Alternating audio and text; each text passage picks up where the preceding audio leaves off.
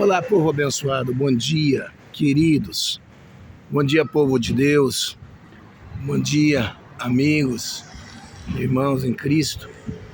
Eu quero, nesta manhã, estou aqui, debaixo dessas árvores gostosas, aqui na nossa cidade, Barcelona, e eu quero trazer uma palavra de reflexão para todos vocês, para todos nós que servimos ao Senhor, principalmente para aqueles que estão exercendo o ministério. No capítulo 15 do livro do profeta Isaías, também no capítulo 28 do livro de Ezequiel, nós encontramos um dos ensinamentos mais tremendos da palavra de Deus, no que diz respeito à rebelião, no que diz respeito à desobediência, no que diz respeito à ingratidão. A Bíblia faz menção de Lúcifer. É claro que a Bíblia fala de dois personagens ou de duas situações em dois livros chamados Profetas Maiores, Isaías e Ezequiel. Porém, a Bíblia nos ensina o que aconteceu no céu. O maior acontecimento, segundo os eruditos, que estão relacionados com esse tema tão terrível, chamado rebelião. A Bíblia vai dizer que Deus criou Lúcifer, Satanás, como a obra mais perfeita da criação. O símbolo, a Bíblia usa esse termo, símbolo da perfeição. Porém, em poucas e breves palavras, eu quero aqui conversar com vocês sobre as atitudes deste anjo, deste líder, deste ser magnífico, espetacular, maravilhoso, lindo, chamado Lúcifer. Primeiro, nós temos que entender que o Senhor o criou para ser líder, para liderar. O Senhor criou para que ele fosse, em segundo lugar, um exemplo de fidelidade. Terceiro lugar, o Senhor criou para que ele fosse realmente a primazia, que ele fosse o exemplo da perfeição. Porém, quando nós olhamos para o texto, Satanás simplesmente desvirtuou todos os atributos que Deus lhe tinha dado, tudo aquilo que o Senhor tinha planejado para a sua vida, planejado para a sua existência. Ele simplesmente perverteu, simplesmente ele jogou tudo isso por terra, simplesmente ele foi ingrato. E nós podemos mencionar pelo menos 5 coisas importantíssimas que ele cometeu, que você e eu não podemos cometer. O jogo que ele entrou, que nós não podemos entrar. A Bíblia vai dizer que o primeiro pecado que ele cometeu foi o pecado da soberba, da vaidade. Simplesmente ele deixou a soberba, a vaidade encher o seu coração. E sendo assim, ele achou que poderia ser melhor e maior do que o nosso grande e eterno Pai, nosso grande e eterno Deus. E é um perigo quando a soberba entra no coração de um obreiro, de um crente, de um homem. É um perigo quando a vaidade, nós damos lugar à vaidade. Porque quando nós achamos que somos alguma coisa, quando nós pensamos que nós temos capacidade, temos criatividade, temos táticas, temos coisas que poderão nos levar ao auge da nossa vida, das nossas atividades, sejam elas espirituais, ministeriais ou até mesmo curriculares, nós estamos incorrendo num grande perigo, E esse perigo pode nos levar à queda, à ruína, a um verdadeiro disparate, um desastre na nossa vida em todas as áreas. Segundo o pecado que Satanás realmente cometeu foi orgulhar-se de ser um anjo perfeito, tá? Dotado de grandes conhecimentos, qualidades, tá? de grande poderio, porque Deus havia lhe dado poder. Essa é a verdade. Ele era o líder das hostes angelicais. Em outras palavras, ele era o cara. Ele era o cara. E a Bíblia vai dizer então que o orgulho tomou conta dos corações. A Bíblia não diz isso, mas nós podemos ver, né? Pelo que nós lemos, entendemos e podemos perceber que ele deixou que o orgulho tomasse conta do seu coração. E quando o seu coração encheu de orgulho, Deus ficou de fora. Tá? O Criador ficou de fora. E logo após o orgulho, infelizmente, ele foi atingido, contaminado por um terceiro grande pecado, erro imperdoável, que foi a presunção, o planejamento, tá? A premeditação do crime perfeito, tá?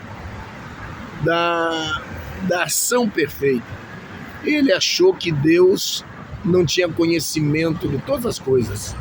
E já na eternidade, Deus já tinha os 3 atributos que ele, quem sabe, não tinha. Quem sabe não, ele não tinha. Porque apesar de ser um anjo inteligente, dotado de grandes qualidades, sabedoria, beleza, tá? Mas o nosso Deus, ele já era na eternidade. Ele já tinha esses 3 atributos bíblicos, que é a onisciência, a onipresença e a onipotência. E Deus, na sua onisciência, Deus sabia tudo que Satanás estava planejando, estava tramando. E Deus já sabia que seu coração já havia decaído, já havia sido contaminado. Deus sabia que já não tinha mais volta. Porque existem pecados, existem situações que lamentavelmente não tem volta. Não tem mais o que fazer. Quando o coração do homem se orgulha, se enaltece, quando esse espírito demoníaco chamado prepotência, presunção, sede pelo poder, sede pela posição alheia, sede por aquilo que não é seu, sede por aquilo que ele não construiu, sede por aquilo que ele não fez, desejo e sede por aquilo que ele não tem condições, de conduzir, não tem mais o que fazer. E o coração de Satanás se encheu de todas essas coisas. E então ele começou a premeditar uma maneira de tomar o trono de Deus. Olha onde chega a arrogância, olha onde chega o disparate, onde chega o orgulho, a arrogância, a vaidade, e sobretudo a presunção do coração humano. Salomão vai dizer em Provérbios que enganoso é o coração mais do que todas as coisas, tá? E perverso, quem o conhecerá? Também ele diz que sobre todas as coisas nós temos que guarda o teu coração, porque dele procedem as saídas da vida. O salmista Davi, ele escreve com muita propriedade dizendo: escondi a tua palavra no meu coração para eu não pecar contra ti. E nós precisamos ter muito cuidado, principalmente nós que estamos liderando, estamos no pastorado, estamos na mentoria, estamos à frente de uma obra, de uma igreja, de um ministério ou de alguma atividade importante no reino de Deus. Precisamos ter muito cuidado, porque Satanás é sutil e aproveita os momentos de fraqueza, os momentos de debilidade, os momentos de bobeira, como diz o povo, para colocar no nosso coração, na nossa cabeça, na nossa mente, que nós sabemos mais do que o nosso líder, que nós sabemos mais do que o nosso pastor, que nós sabemos mais do que a nossa esposa, do que o nosso marido, nós sabemos mais do que o fulano, ciclano, beltrano, nosso patrão. E muitas vezes, quando isso entra no nosso coração, junto com isso entra um pensamento terrível, tá? Um pensamento de altivez, grandeza, soberba, tipo, eu posso fazer, eu sei fazer melhor, eu sou o cara, eu sou a pessoa indicada para fazer isso, fazer aquilo, para exercer esta posição, para pastorear a igreja. O pastor já está velho, não tem condições, não tem capacidade, não tem criatividade, é devagar demais. O meu pastor não tem a cabeça que eu tenho, não tem a inteligência que eu tenho, a criatividade que eu tenho. Só que nós precisamos entender uma coisa: Deus dá cajado para quem Ele quer, não é para quem tem competência, para quem tem capacidade, para quem é bom, para quem é o cara, para quem tem 10 certificados, não. Para quem tem anel no dedo, não. Deus dá cajado para quem Ele quer. Se você está esperando, tenha consciência disso, que no momento oportuno, exato, Deus vai colocar o cajado nas tuas mãos, Deus vai colocar a vara nas tuas mãos, Deus vai te dar a oportunidade de você exercer a sua atividade sem pisar em ninguém e sem passar por cima de ninguém, que é o que nós estamos vendo nos nossos dias. As pessoas acham que pode fazer, não respeitam a história de ninguém, não respeitam os cabelos brancos de ninguém, não respeitam a identidade de ninguém, não respeitam o chamado de ninguém, simplesmente eles querem tomar a frente, tomar as rédeas, dividir, tomar a igreja alheia, tá? E muitas vezes chegam sem nada. E nós recebemos, abraçamos, amamos, damos oportunidade, colocamos no púlpito, honramos, consagramos, enfim, né? E quando percebemos, estamos sendo traídos. Quando percebemos, simplesmente as pessoas estão tentando tramar contra a nossa vida, dividem o corpo de Cristo, machucam a igreja, semeiam falsas histórias, caluniam, inventam coisas, se unem a pessoas desagradáveis, pessoas malignas, pessoas diabólicas, para simplesmente exercer o seu poder, para simplesmente tomar o que não é seu, para simplesmente querer um lugar, um espaço, sem respeitar o tempo de Deus, o kairós de Deus. E a Bíblia diz que para tudo há um tempo, para tudo há um momento, para tudo há uma hora. Eclesiastes capítulo 3. Portanto, cuidado com essas síndromes malignas, porque foram essas síndromes que derrubaram Satanás, Lúcifer. Foram essas síndromes que destruíram a sua vida e causaram uma tristeza no coração de Deus, divisão no céu.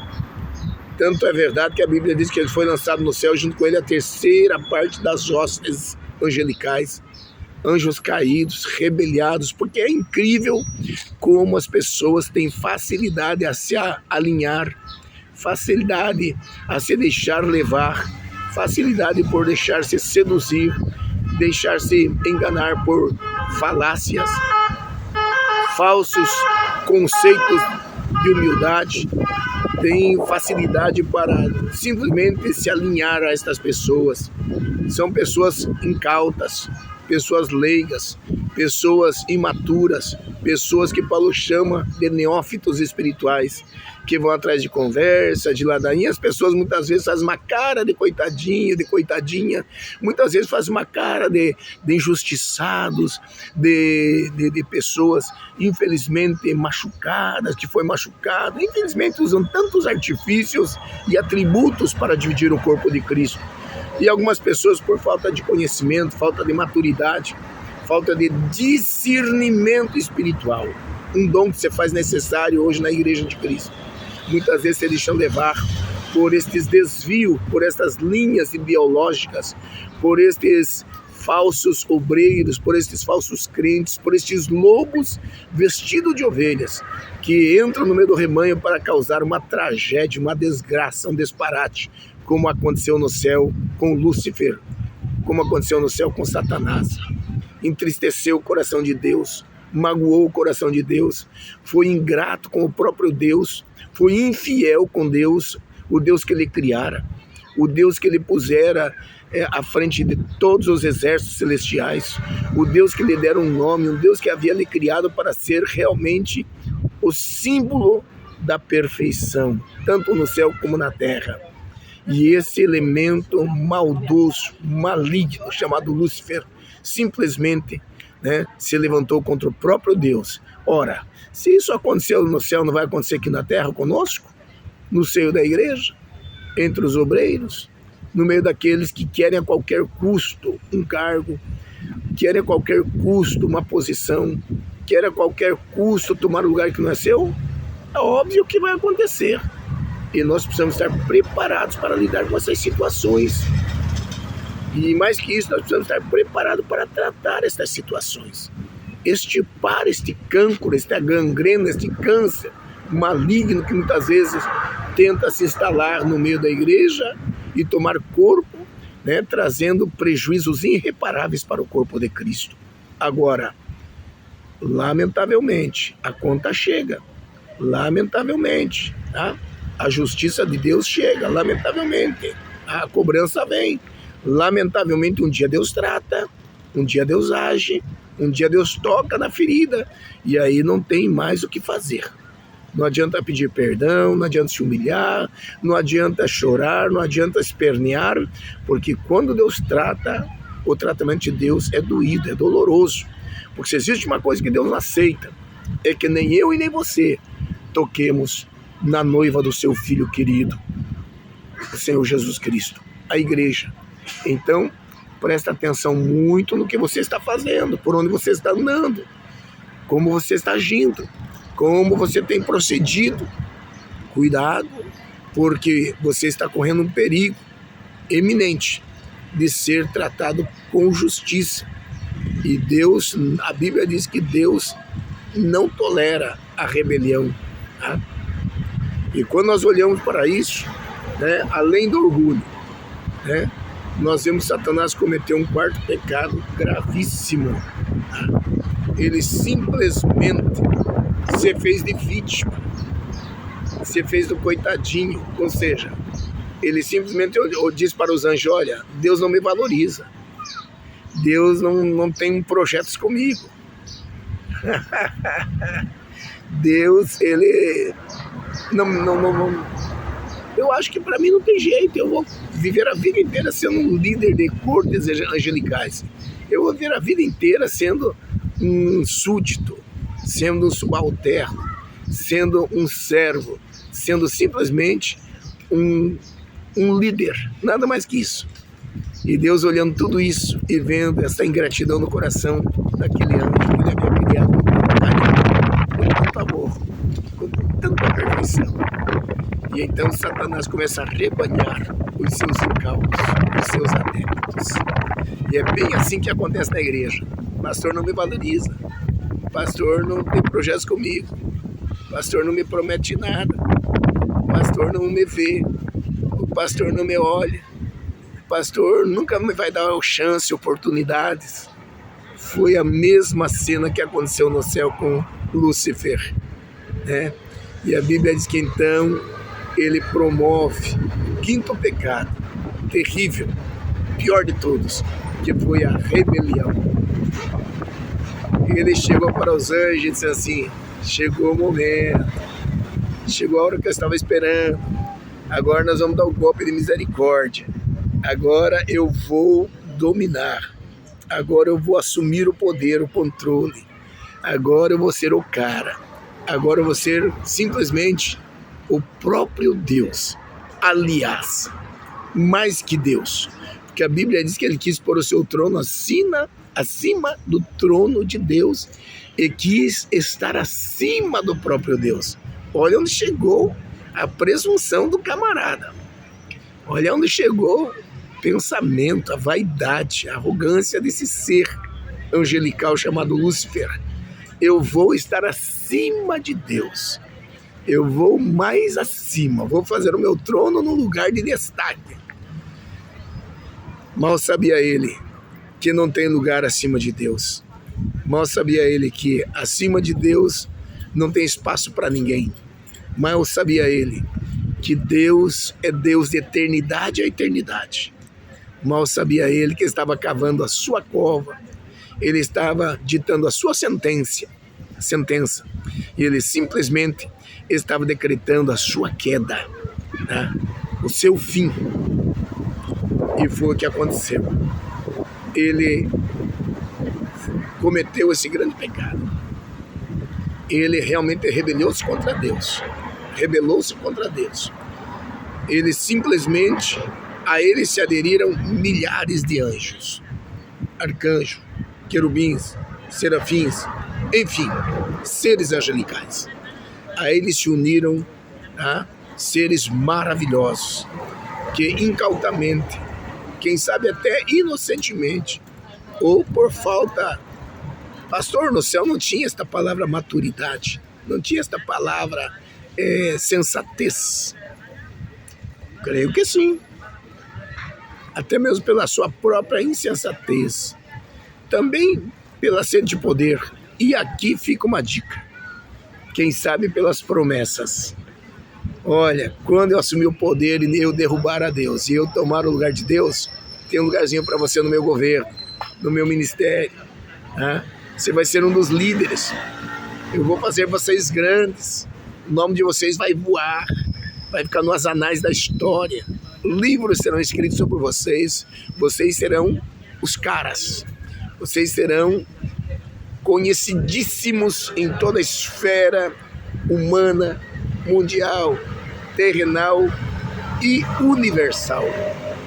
Promessas, promessas. Tem pessoas que fazem promessas que não podem cumprir. Não vá atrás de promessas de homens. Não apoie rebeliões. Não tenha adeptos. Não tenha lado, nem partido. Não tome dores de ninguém. Seja você mesmo autêntico. Busque a Deus.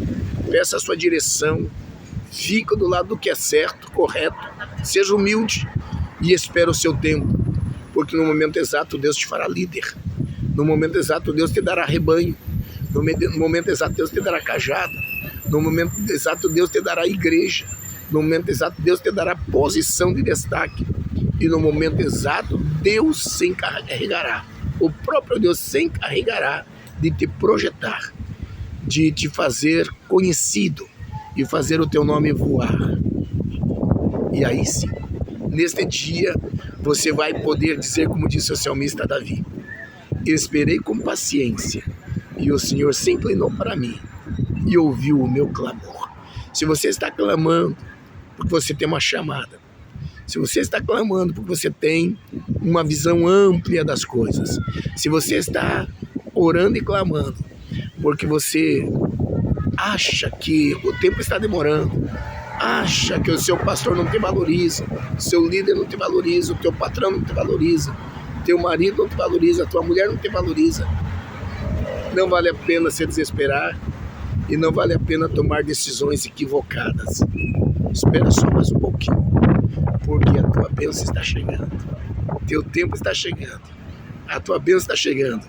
Não entra nessa canoa furada que entrou Lúcifer, não entra nessa canoa furada que entrou Satanás, porque lamentavelmente a canoa dele afundou, naufragou, e junto com ele todos os que estavam com eles foram lançados fora do céu, foram jogados lá de cima, e hoje estão fazendo essa arruaça aqui na terra, essa bagunça aqui, perturbando a sua vida, a minha vida, e usando pessoas para tentar nos tocar, nos destruir, tocar no rebanho de Deus, na igreja de Deus.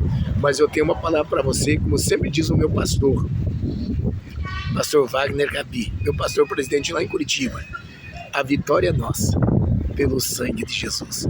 Que Deus te abençoe. Bom dia, fique na paz do Senhor e não se esqueça, o teu tempo chegará.